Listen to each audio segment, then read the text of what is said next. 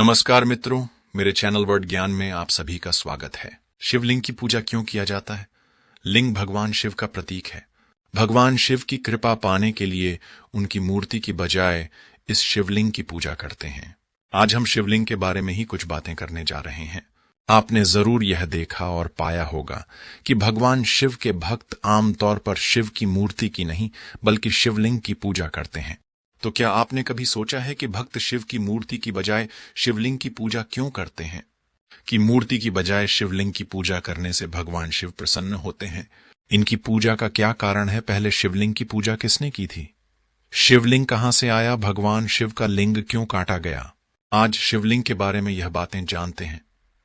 दोनों में यह सोच ही रहे थे कि कभी एक अग्नि पुल्लिंग प्रकट हुआ और उसमें से निकले एक आवाज में ब्रह्मा जी और विष्णु जी से कहा, तुम दोनों के मन में जो प्रश्न उठा है उसका उत्तर पाने के लिए इस अग्निस्फुलिंग में प्रवेश करो और इसका आदि और अंत खोजो, उसे आवाज करो।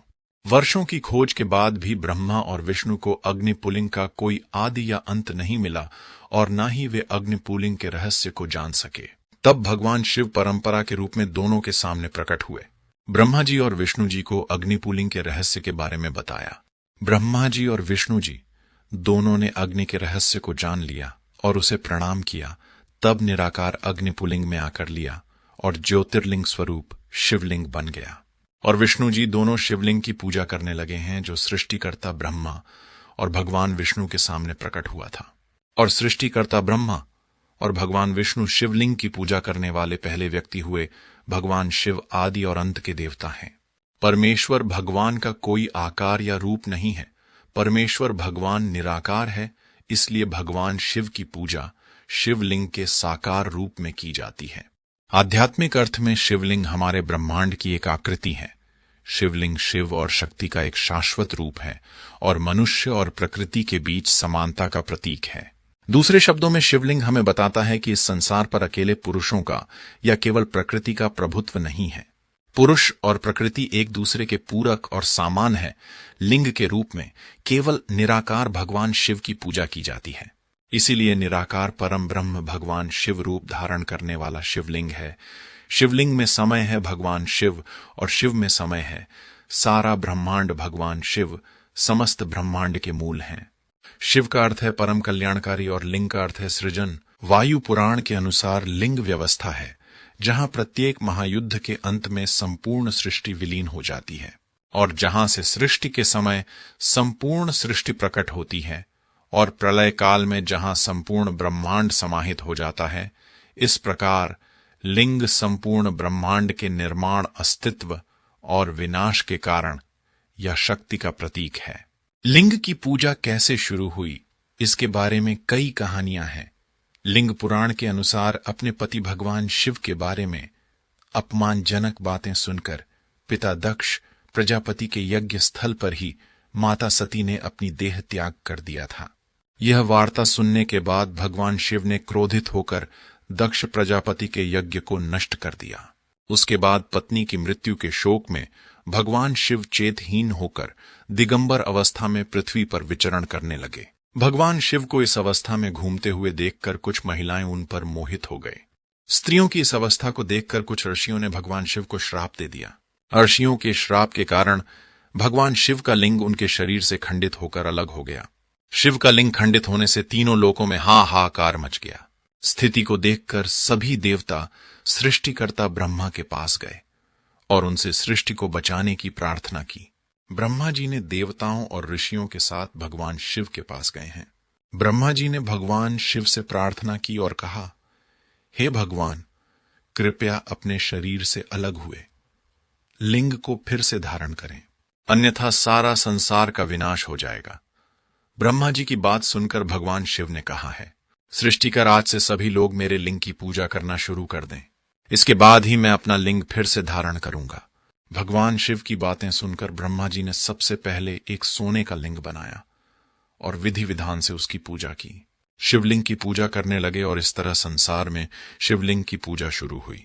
अन्य एक कथा के अनुसार भगवान शिव ने संसार के कल्याण के लिए समुद्र मंथन से निकले हलाहल विश्व को पी लिया था।